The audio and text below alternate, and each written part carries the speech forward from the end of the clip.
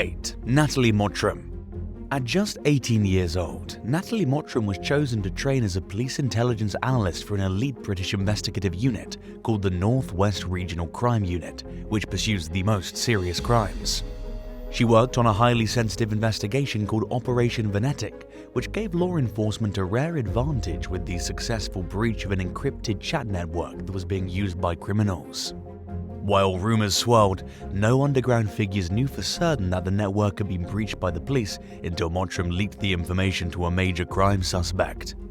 As a result of her unwise decision to spill the beans, law enforcement only maintained an upper hand in the investigation for a short time period. But not long after, the encrypted chat network's administrators shut it down entirely and argued its users to take their conversations elsewhere. This once again made their communications inaccessible to the police. In hindsight, it was clear that Mottram shouldn't have been promoted to a job position with such a high security clearance. She was having a lot of problems in her personal life, including being kicked out of her family's home and experiencing issues that she refused to get counseling for. The young woman also hung out with shady people, but she somehow managed to fly under the radar long enough to land a promotion that proved highly beneficial for her friends in low places. Mottram was arrested for her crimes in 2020, following an investigation into the leaked information. In 2023, she admitted to misconduct in public office, perverting the course of justice, and unauthorized access to computer material. As a result, she was sentenced to 3 years and 9 months in prison. And it's probably safe to assume that she'll never work for law enforcement again. 7. Anita Gail Moody.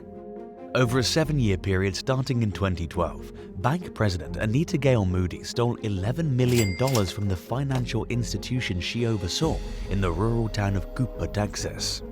She did this by creating fake loans in other people's names, including unsuspecting customers. In May of 2019, she set multiple files on fire inside of the bank's boardroom the day before a planned review by the Texas Department of Banking. She was trying to cover up her crimes, but the fire only drew more scrutiny to the bank's finances. Her plan backfired, ultimately leading to her being charged in federal court. During questioning, Moody admitted to lighting the fires ablaze in an attempt to conceal her fraudulent activities.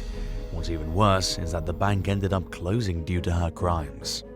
In 2020, the then 57-year-old pleaded guilty to arson and conspiracy to commit bank fraud. As part of a plea agreement, she was sentenced to 7 years in prison and was ordered to pay more than $11.1 million in restitution. 6. Ruja Plamanova Ignatova. In what's been described as one of the biggest scams in history, 44-year-old Bulgarian-born entrepreneur Ruja Plamanova Ignatova, also known as the Crypto Queen, got rich by duping unsuspecting victims.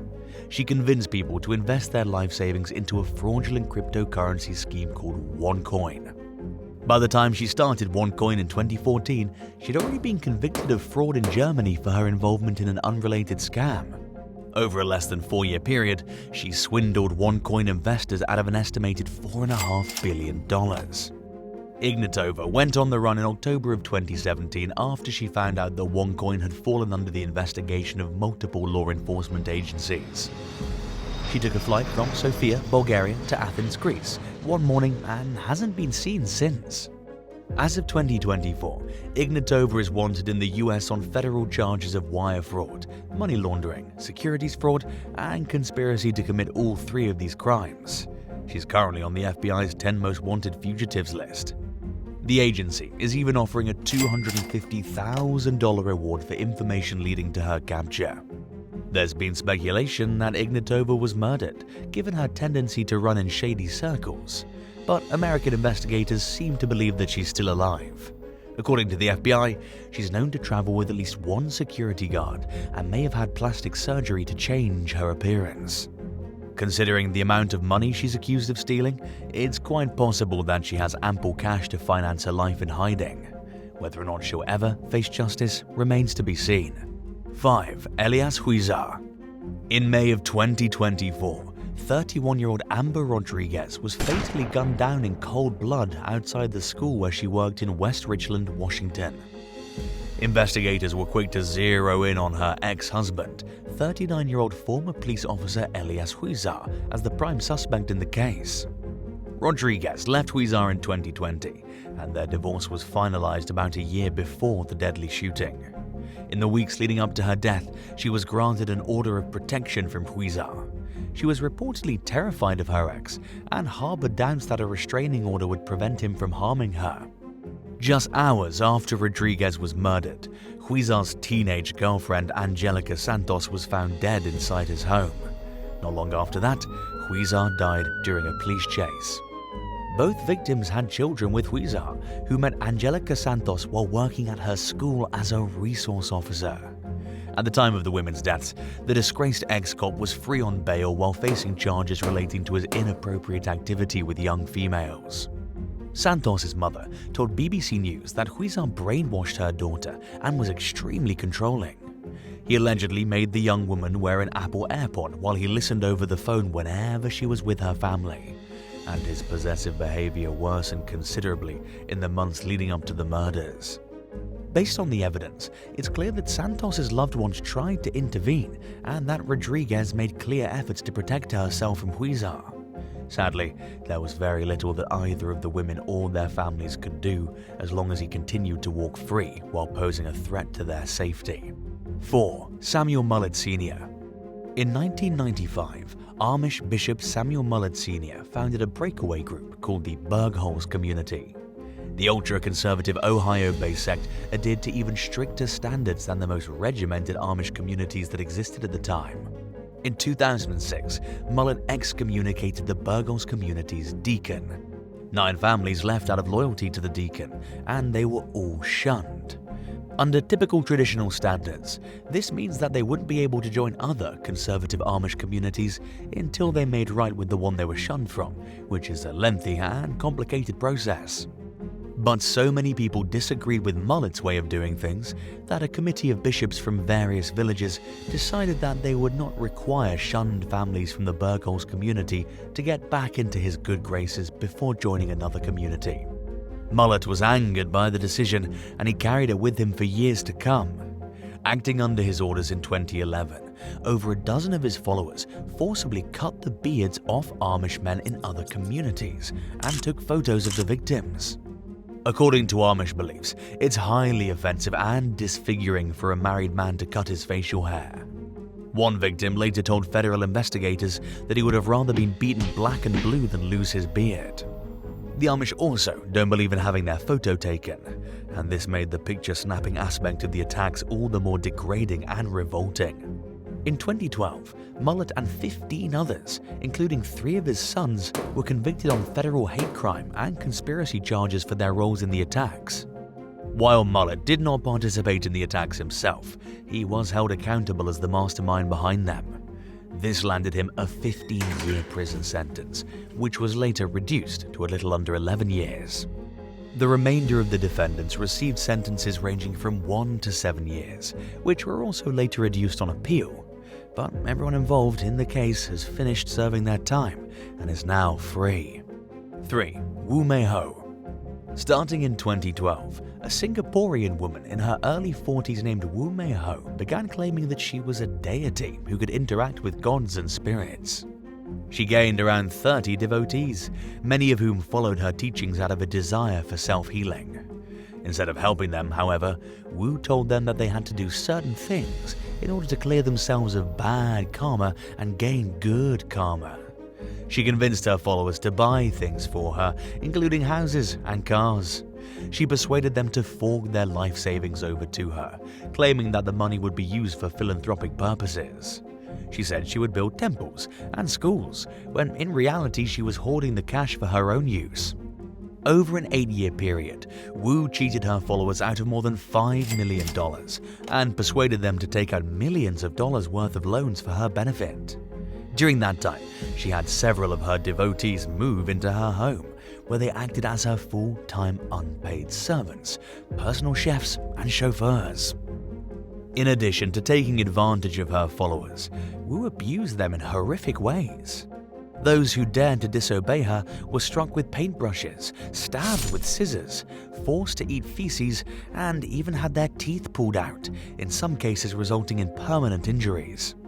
Members who tried to leave faced a relentless barrage of harassing and threatening phone calls, prompting them to return to the group out of fear. But Wu's abusive ways finally caught up with her in 2020, when several of her victims reported her to the police. She was originally charged with 50 criminal counts, but pleaded guilty to 5 and is currently serving a 10.5-year prison sentence. The former cult guru also agreed to pay restitution, but as of now, she's only put a dent in the amount she owes to her victims, with her payments to date totaling less than $1 million. 2. Jesse Kipf. 38-year-old Jesse Kipf of Somerset, Kentucky, apparently didn't feel obligated to pay the $116,000 in child support that he owed to his ex-wife. In an effort to avoid being held legally responsible for the 6-figure sum, he allegedly faked his death in 2023. To do this, he hacked into Hawaii's death registry system and created a death certificate for himself. He completed the paperwork using a doctor's stolen credentials, then proceeded to hack other death registries and private business networks. In addition to selling the stolen access to these networks, Kipf is accused of trying to open multiple credit cards using fake social security numbers, which he planned to finance his new life with. But his attempts to outsmart the government ultimately failed, and federal authorities charged him with 5 counts of computer fraud and 3 counts of aggravated identity theft. In 2024, Kipf took a deal and pleaded guilty to 1 count of aggravated identity theft and 1 count of computer fraud in exchange for a prison sentence of up to 7 years. He also agreed to pay his overdue child support and restitution for the damages he caused with his hacking, amounting to over $195,000 total. And now for number 1. But if you want to hear even more stories, stay tuned for some extra content that you might have missed. 1. Eligio Bishop. Known to his devotees as Nature Boy and 3 God, 41-year-old Eligio Bishop was the leader of a cult based in DeKalb County, Georgia, called Carbon Nation. On the surface, he appeared to be a holistic lifestyle guru who helped lost souls find their way. But in reality, he targeted vulnerable women who were seeking guidance and help and were therefore easy to control. He made his followers feel dependent on him by belittling them and turning other group members against them if they tried to leave. Bishop also assaulted and physically abused his victims. He even blackmailed them by posting and threatening to post explicit material online if they managed to escape his clutches. One woman who escaped Carbon Nation in early 2022 sought help from law enforcement after Bishop posted private videos of her on social media. She told investigators that Bishop instructed other cult members to hit her because she made a facial expression that he didn't like. When she packed her things and went outside to wait for a ride to safety, Bishop instructed her to go back inside. He also told her that she wasn't allowed to leave because she belonged to him. She pleaded with him to let her go, but he refused. The next morning, she snuck out of the house while everyone was asleep and finally reached freedom. Bishop was charged with multiple crimes, including false imprisonment, assault-related counts, and charges for sharing explicit material online without the victim's knowledge or consent. He denied any wrongdoing and claimed that all of his interactions with his followers were consensual. He was also apparently so convinced of his ability to prove his innocence that he turned down a plea deal. As the trial proceeded, Bishop continued to deny any wrongdoing, despite multiple former Carbon Nation members coming forward with additional allegations of abuse. In the end, he was found guilty on all counts and was sentenced to life in prison without parole. Instead of showing remorse or apologizing when given a chance to speak during his sentencing hearing, Bishop repeatedly told his accuser that he forgave her and still loved her. This prompted the judge to silence his microphone. 14. Gold bars and treason.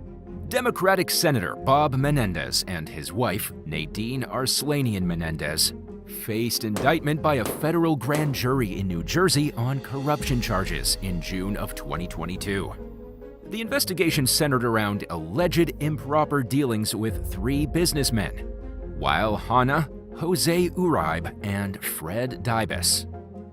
The indictment claimed that these businessmen provided the couple with various bribes, including cash, payments toward a home mortgage, gold bars, compensation for a no-show job, and a luxury vehicle.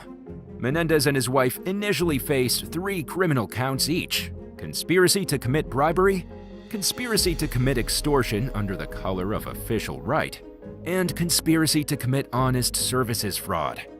Additionally, Menendez was charged with providing sensitive U.S. government information to secretly aid Egypt. The investigation revealed that a June 2022 raid on the couple's New Jersey home uncovered over $480,000 in cash, hidden in envelopes, closets, clothing, and a safe. Notably, there were also 2 gold bars weighing 2 pounds or 1 kilogram each, and 11 one-ounce gold bars. The charges outlined Menendez's alleged use of his influence to benefit the businessmen and the government of Egypt. Menendez denied any wrongdoing, attributing the charges to a campaign against him. His wife, Nadine, also refuted the criminal conduct allegations, vowing to contest the charges in court. The indictment detailed Menendez's attempts to disrupt a federal criminal prosecution of Fred Dybus in exchange for financial benefits. Dybus, an old friend of Menendez, allegedly had ties to the Genovese mob family. Menendez was also accused of influencing President Joe Biden's nomination of a U.S. attorney for the District of New Jersey to favor Dybus. In addition, the indictment implicated Menendez in improper dealings related to businessman Wael Hanna. It suggested that Menendez used his Senate Foreign Relations Committee position to influence the State Department's policy on Egypt. Hanna, who operated a company specializing in certifying halal food products for export to Egypt, allegedly promised money to Nadine through a no-show job. The investigation also delved into the couple's financial activities, including the sale of gold bars valued between $200,000 and $400,000, as well as the acquisition of a luxury vehicle financed by businessman Jose Uribe. Menendez had faced a corruption charge previously in 2015, but the case ended in a mistrial, and as a result, he was acquitted on some charges. Despite the new indictment, Menendez continued his re-election bid for the New Jersey Senate seat, facing at least one Democratic challenger in the primary. If he were to step down before the end of his term, January 3, 2025, the Democratic governor of New Jersey, Philip Murphy, would appoint a successor. In October 2023, Menendez appeared in federal court in Lower Manhattan after an additional charge of conspiring to act as an agent of the Egyptian government was added to his indictment. He and his wife have both pleaded not guilty, but the case is ongoing. 13. Bad cop, dad cop. You can disapprove of your child's boyfriend or girlfriend, but you can't go as far as to get them arrested for nothing. But that's exactly what one officer tried to do in Ohio in 2018. The troubling incident occurred in the city of Lorain and led to the firing of police officer John Kovac Jr. in June of 2018. The event that culminated in his termination occurred on April 18th of that year, when Kovac pulled over his daughter's boyfriend, Makai Coleman, without any apparent cause. And in the back seat of Coleman's car was Kovac's own daughter, Caitlin. During the traffic stop, in a video captured by Kovac's dashcam, he informs Coleman that he's going to jail and says that he's not above making up charges. Coleman complies with the man's requests, taking a seat in the back of Kovac's police cruiser. Kovac then speaks with local resident Gloria Morales, who comes out of her nearby home because her children are also in Coleman's car.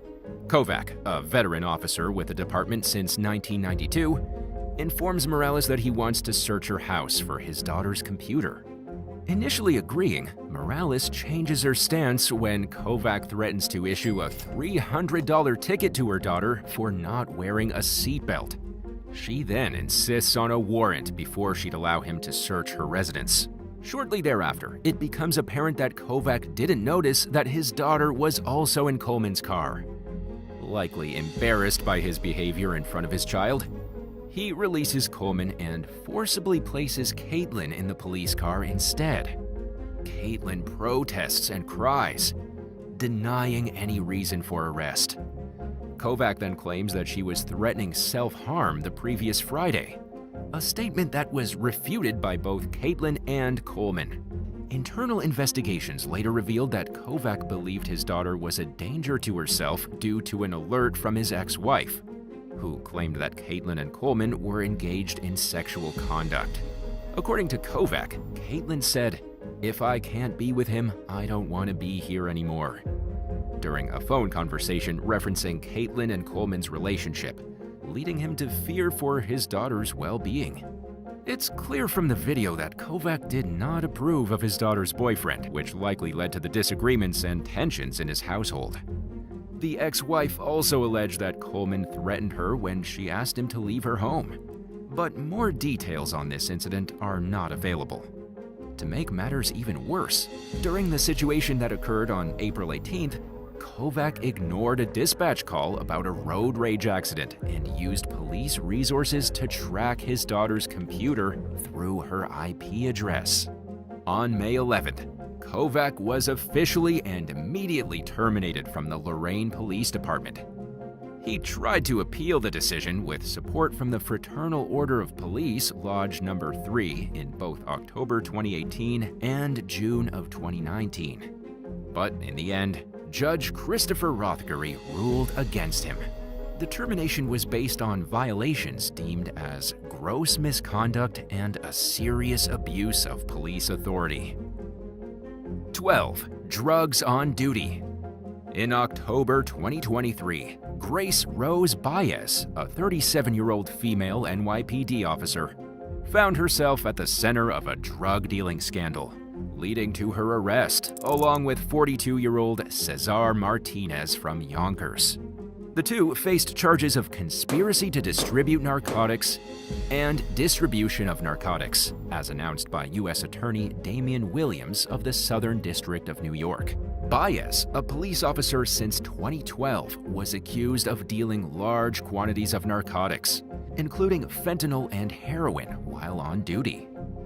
The alleged drug dealings occurred between October 9th and October 29th. Baez, stationed at an NYPD facility, supposedly arranged multiple meetings with a federal informant to negotiate the sale of kilogram quantities of narcotics. During these encounters, Baez reportedly provided the informant with a sample of what she claimed to be top-quality fentanyl in a Mentos candy container. Subsequently, she offered to sell a kilogram, or 2.2 pounds, of heroin for $25,000 and 800 grams of fentanyl, with pricing to be determined later based on the drug's purity. Baez was arrested after meeting the informant in Yonkers on Thursday, where she handed over packages containing suspected narcotics, including 400 grams of heroin and 640 grams of fentanyl labeled as 640 manzana. A search of Baez and Martinez's Yonkers home uncovered additional evidence, including a kilogram press machine and narcotics that Martinez allegedly attempted to discard. Notably, Baez had previously faced misconduct accusations in 2020, leading the NYPD to place her on modified duty. In 2022, she earned $96,715, and following her arrest, she was suspended without pay. Baez's arrest drew attention to her earlier Instagram post from 2020, where she expressed her love for her career as a police officer, stating, "I will never apologize for picking a career I love to do." U.S. Attorney Williams condemned Baez, stating that she flagrantly violated her oath of office by involving herself in drug distribution, contributing to the nation's opioid crisis. Police Commissioner Edward Caban expressed deep concern, emphasizing that such charges tarnish the reputation of the NYPD, and stating that there's no place for corruption within the department. Both Baez and Martinez face the possibility of lengthy prison sentences, but the cases are ongoing. 11. Hostile environment. In Maryland, it was revealed in July of 2023 that a professor at the Tacoma Silver Spring campus of Montgomery College created a hostile environment and violated Title IX by instructing female students to remove their shirts during class. According to the U.S. Department of Education investigation, the professor claimed that it was for a medical assessment, requiring female students to wear only sports bras. Some students, attempting to maintain modesty, put on lab coats, but the professor instructed them to remove those as well. The instructor then made inappropriate comments about the students' breasts, as reported in a letter from the Office of Civil Rights to the college. Title IX is a federal civil rights law that was enacted in 1972. It prohibits discrimination on the basis of sex in educational programs and activities. The law applies to all educational institutions that receive federal funding, encompassing a wide range of entities from K-12 schools to colleges and universities. Title IX is designed to ensure gender equity in educational opportunities, preventing discrimination in areas such as admissions, athletics, and employment. In the context of the recent incident at Montgomery College in Maryland, Title IX played a crucial role in addressing and rectifying the hostile environment created by the professor's actions, underscoring the law's commitment to fostering a safe and non-discriminatory educational environment for all students. Following complaints from students, the college placed the professor on paid administrative leave and initiated a formal investigation into the allegations of sexual harassment. The Title IX coordinator conducted interviews with students from the professor's class, students from another section of the same class, the department chair, and other witnesses. And in the end, the investigation confirmed that the professor's conduct created a hostile environment based on sex, leading to his termination. The college took steps to support affected students, providing counseling, academic assistance, and tuition reimbursement.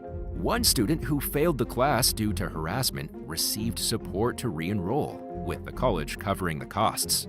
While the Office of Civil Rights, OCR, found that the college's investigation aligned with the Title IX requirements and was prompt and equitable, it noted a failure to adequately inform the affected women that the investigation had concluded and the professor had been fired. In response, the OCR mandated a resolution agreement with Montgomery College, requiring them to inform all students in the class about the investigation's findings and the termination of the professor. Assistant Secretary for Civil Rights, Catherine E. Lawman, expressed gratitude to Montgomery College for their swift response and thorough investigation. She described the incident as shameful and appreciated the college's commitment to fulfilling its remaining obligations under Title IX to end the discriminatory effects on all students. 10. Meth in a scrunchie. In September 2023, a former teacher in Evansville, Indiana, Sarah Duncan, found herself facing legal troubles when she was arrested and charged with possession of methamphetamine. The incident unfolded during a family fun night at Helfrich Park STEM Academy on September 12th. According to Evansville police, 2 juvenile volunteers discovered a bluish velvet scrunchie with a white zipper on a table while cleaning up after the event. Inside the scrunchie, they reportedly found a glass vial containing a white powder substance that they suspected to be drugs. The scrunchie and its contents were later identified as methamphetamine through a field test at the Evansville Police Department. Further complications arose when, on September 14th, Duncan underwent a drug urine screen at a hospital.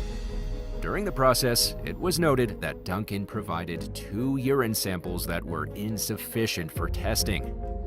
In a third attempt, an unauthorized container fell from Duncan's shorts, leading to the termination of the test, documented as a failed attempt to alter the results.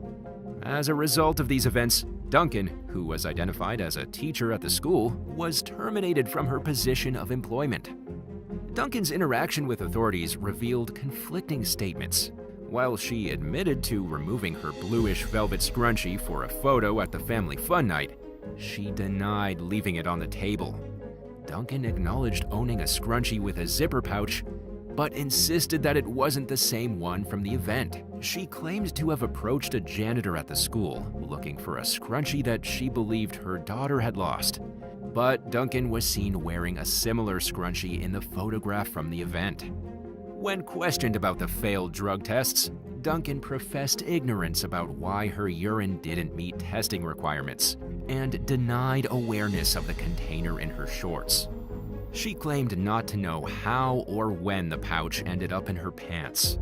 Duncan was subsequently arrested and charged with possession of methamphetamine and paraphernalia, leading to her booking into the Vanderburgh County Confinement Center on September 20th, 2023.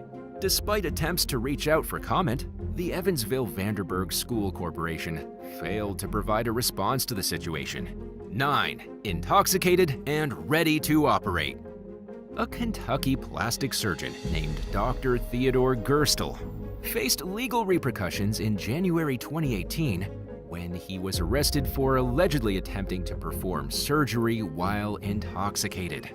The incident took place at Baptist Health Lexington, where Gerstel, associated with Lexington Plastic and Reconstructive Surgery, was scheduled for a noon operation. But concerns arose when hospital staff received alerts about the surgeon being inebriated, prompting a swift response. Hospital spokesperson Ruth Ann Childers revealed that Gerstel, the only Harvard-trained, board-certified plastic surgeon in Lexington, left the hospital voluntarily on foot after being confronted by the chief medical officer. Subsequently, the hospital staff contacted the police, leading to Gerstel's arrest in close proximity to the medical facility. Luckily, at the time of the incident, the surgeon hadn't started the scheduled procedure. Dr. Gerstel faced charges of public intoxication and was held at the Fayette County Jail, as per records cited by the Lexington Herald-Leader. Although he wasn't a hospital employee, his staff privileges at Baptist Health Lexington were suspended pending a thorough investigation into the incident. The specific nature of the scheduled surgery remains undisclosed, but Gerstel's practice, according to its website, highlights his specialization in migraine headaches and various plastic surgery treatments. Despite the legal issues in 2018, as of the latest information, his medical license remains active until 2024, suggesting the troubling possibility that he continued practicing medicine after the incident. 8. Pastor sells shrooms. In 2023, a North Carolina pastor, 50-year-old Joshua Price, and his 28-year-old son, Matthew Price, found themselves facing felony drug charges following their arrest for allegedly running an illicit drug operation from the Southside Baptist Church in Lexington. The Davidson County Sheriff's Office reported that deputies seized significant quantities of illegal substances from the church. They found approximately 12 pounds, 5.4 kilograms of marijuana, nearly 32 grams of psilocybin mushrooms, 41 THC vape pens, 20 marijuana plants, and about 2 pounds or 1 kilogram of tetrahydrocannabinol wax, or THC wax. The investigation unfolded after authorities received reports of someone in the fellowship hall behind the church involved in manufacturing marijuana. Subsequent inquiries led to the arrest of the pastor and his son, with charges ranging from manufacturing and trafficking marijuana to possession with intent to sell and deliver THC wax. They also received felony charges of maintaining a dwelling, possession with intent to sell and deliver marijuana, and conspiracy to traffic marijuana. The pastor claimed to deputies that the church had been closed since the start of the COVID-19 pandemic. However, former members disputed this statement, asserting that the pastor had closed the church even before the pandemic. Despite attempts to reach the elder Price, identified as the pastor on the church's Facebook page, he couldn't be immediately reached for comment. Former church member Mike Lambeth revealed that he'd raised concerns about Pastor Price when he first arrived at the church 3 years prior. Lambeth warned fellow members about the pastor, stating that their first meeting didn't align spiritually, and he expressed skepticism about Price's suitability as a pastor. The pastor and his son were scheduled for a court hearing on July 25, 2023, to address the charges brought against them. But for now, no further updates have been released regarding the story. 7. Police chief labeled village idiot. In July of 2023, Sag Harbor Village Police Chief Austin J. McGuire faced a 30-day suspension without pay for charges of insubordination, misconduct, and incompetence, as outlined in town documents. The allegations primarily stemmed from a July 1st incident during the Southampton Village 4th of July parade, where McGuire was purportedly observed intoxicated. The Sag Harbor Village Board initiated the suspension on December 1st, investigating a series of incidents spanning from December 1st, 2020 to July 2nd, 2023, accusing the chief of public intoxication both on and off duty. McGuire, earning an annual salary of $209,000 and assuming the role of police chief in January 2016, faced 32 disciplinary charges filed by Village Mayor Thomas Gardella. The charges ranged from creating low morale and exposing subordinates to harassment to creating a hostile work environment. The town filing asserted that McGuire's conduct brought shame to the Sag Harbor Village Police Department. The chief was further accused of attending to personal affairs while on duty, contributing to the charges of insubordination, unbecoming conduct, disrespect, and unprofessionalism. Mayor Gardella emphasized the severity of the charges and the difficulty of the process in the small village with close interpersonal relationships. Witnesses reportedly attested to McGuire's inappropriate behavior, and if convicted following an upcoming hearing, the chief faces the possibility of termination. Mayor Gardella acknowledged the need for due process, estimating that the entire investigation would last between 3 to 6 months. McGuire, who previously served 18 years with the East Hampton Town Police Department, rising to the rank of lieutenant, failed to respond to messages asking him to comment on the matter. The scandal cast a shadow on Sag Harbor Village, which is known for being the home of notable figures like designer Calvin Klein, actress Gwyneth Paltrow, and former Mets first baseman Keith Hernandez. 6. Professor takes bribes for grades. Between 2013 and 2020, former Baltimore City Community College professor, 45-year-old Edward Ennels, faced legal repercussions for engaging in a complex criminal scheme involving bribery and academic access codes. Ennels, who taught math for 15 years, pleaded guilty to the charges of bribery and misconduct in office. He exploited his position to coerce students into paying for academic access codes and offered favorable grades in exchange for bribes.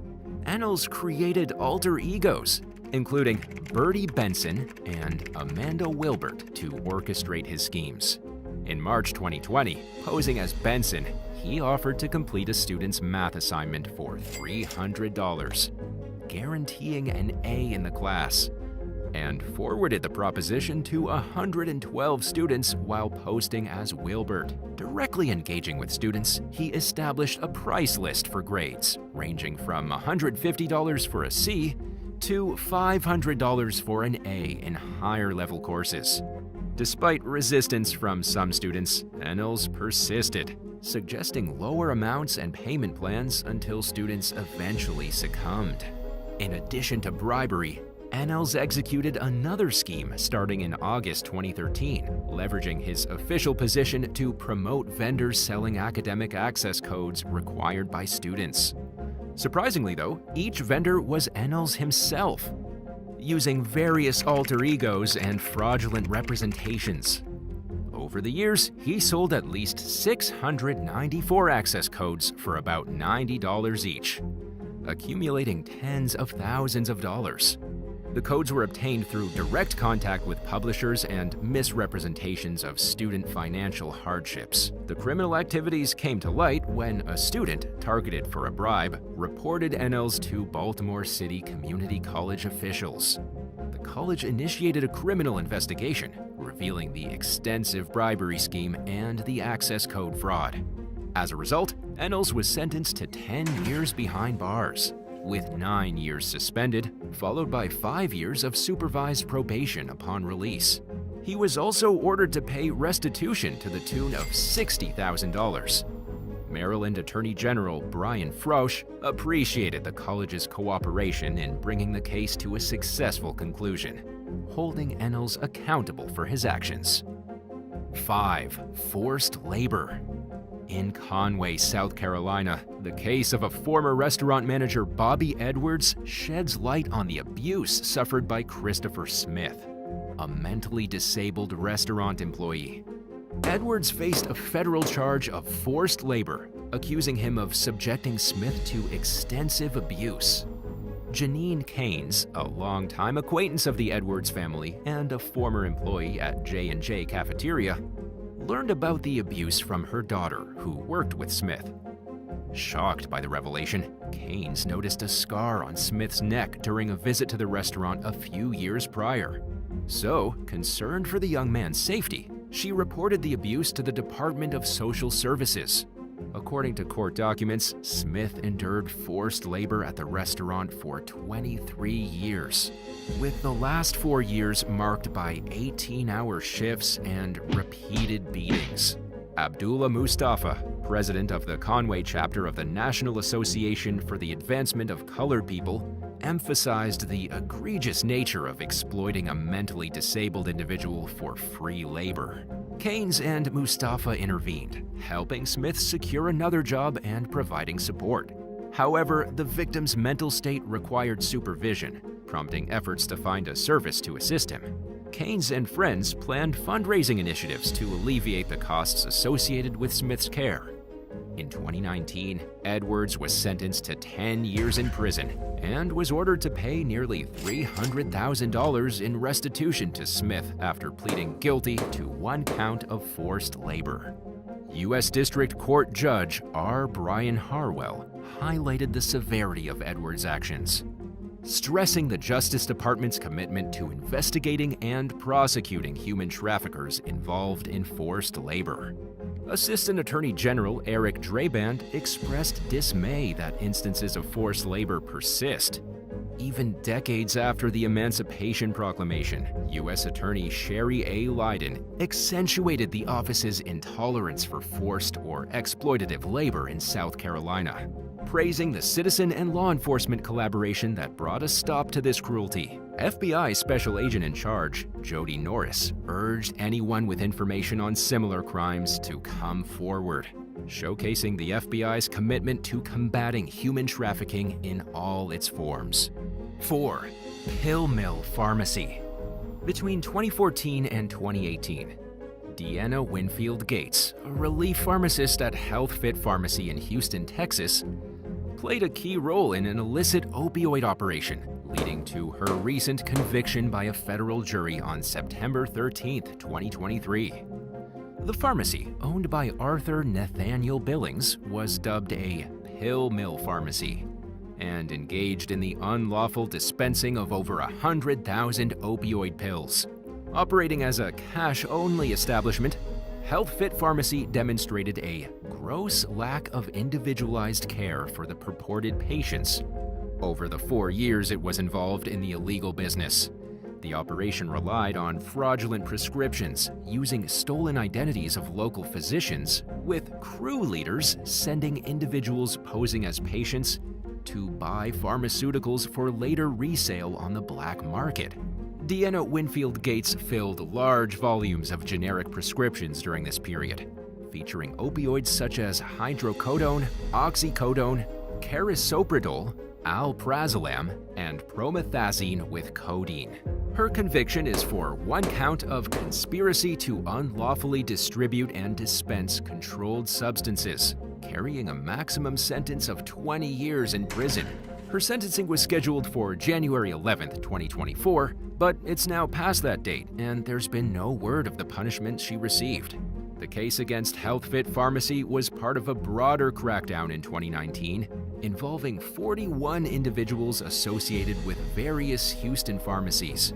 This operation targeted clinic owners, managers, pharmacists, and doctors across more than 20 pharmacies involved in distributing approximately 23 million opioid pills. Winfield Gates was the last defendant in this case, and 3 others had previously pleaded guilty to the conspiracy.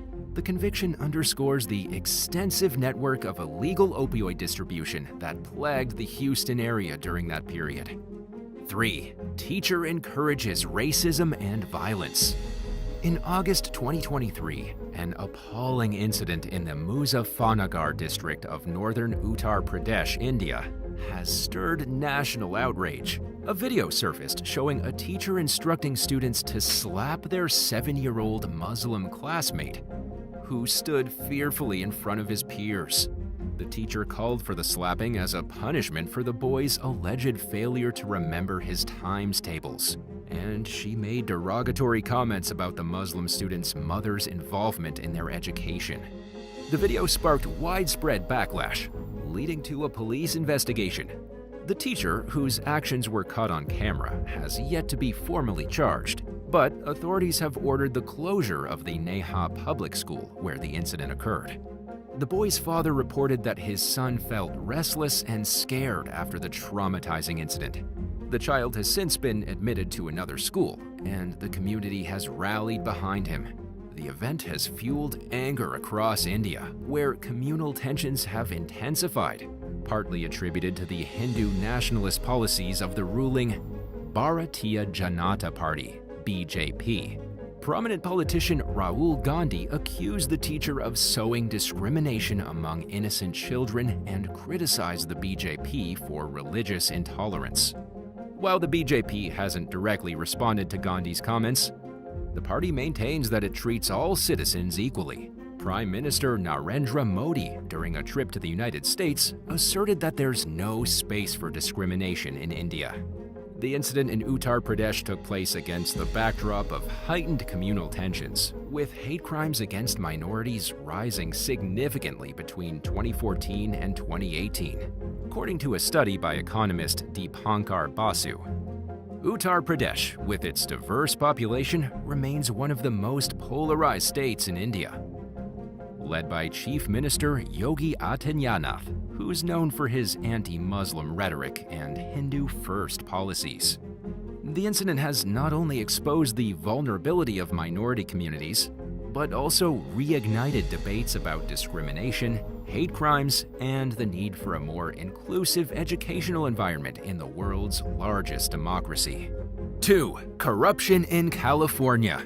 In a federal corruption investigation, authorities have charged 10 current or former police officers from the Antioch and Pittsburgh police departments, 2 cities in the San Francisco Bay Area.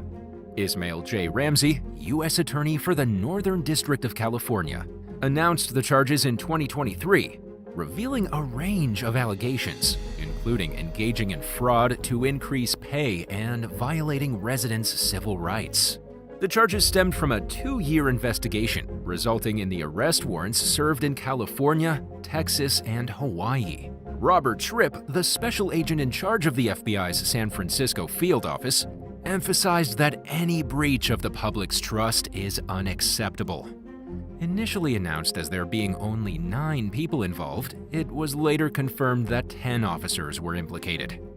Among the accused are Morteza Amiri, Eric Allen Rombo, and Devin Christopher Wenger, Antioch police officers facing charges of conspiring to oppress, threaten, and intimidate residents of Antioch between February 2019 and March 2022. The charges include conspiracy against rights and multiple counts of deprivation of rights under the color of law. Amiri faces an additional count of destruction, alteration, or falsification of records in a federal investigation. The indictment shed light on racist text messages sent by the officers and instances where excessive force was used against suspects. The officers were accused of falsifying reports to justify their actions, stating, "Defendants authored police reports containing false and misleading statements to suggest that the force they used was necessary and justifiable." 6 officers, including Amiri, face charges of conspiracy to commit wire fraud and wire fraud for pretending to take college courses to boost their pay. These charges involved officers from both the Antioch and Pittsburgh departments. Additionally, 2 Antioch officers were charged with distributing anabolic steroids, while another officer faced charges related to obstructing the federal investigation. The arrests and charges revealed a troubling pattern of misconduct, betrayal of public trust, and abuses of power within these Northern California police departments. 1. McCrack cocaine. In 2017, the night manager at a McDonald's in Soundview, New York, Frank Guerrero, was arrested for allegedly selling drugs to an undercover police officer within the franchise. Guerrero was accused of making 8 drug sales to the undercover officer, with transactions increasing in quantity and totaling nearly $10,900 worth of cocaine. The largest transaction involved the sale of approximately 100 grams of cocaine and crack cocaine for $6,520. The arrest followed a 3-month undercover investigation known as Operation Off the Menu. Authorities revealed that Guerrero, who'd worked as a night shift manager at the 24-hour McDonald's for at least 8 years, allegedly used his position as a cover for conducting narcotics transactions. Despite the night shift typically limiting customers to the drive-thru window, Guerrero reportedly provided special treatment to his drug customers by unlocking the front door and inviting them inside. During 2 instances, Guerrero allegedly conducted drug sales over the restaurant counter, concealing cocaine within a cookie bag placed inside a larger McDonald's order. The search of Guerrero's home in the village of Pelham uncovered 200 grams of cocaine and approximately $5,300 in cash that was found in a dresser in a child's playroom. Lady Cabral Castillo, who was present in the residence with her 2-year-old, was also arrested on charges related to drug possession and unlawfully dealing with a child. Tony Rodriguez, the owner and operator of the McDonald's in question, issued a statement condemning Guerrero's actions, stating that they were unacceptable and wouldn't be tolerated by the organization. Rodriguez affirmed cooperation with the NYPD investigation and directed further inquiries to law enforcement. Unfortunately, though, the resolution of the case remains ambiguous, leaving uncertainty about whether Guerrero is currently incarcerated. Would you rather be stuck working alongside someone who's power-hungry and will stoop as low as they feel is necessary in order to outshine their co-workers? Or a kleptomaniac who steals anything that isn't nailed down? Let me know in the comments down below. And while you're at it, be sure to leave a like on this video and subscribe to the channel. Thanks for watching, and I hope to see you in the next one. Bye for now.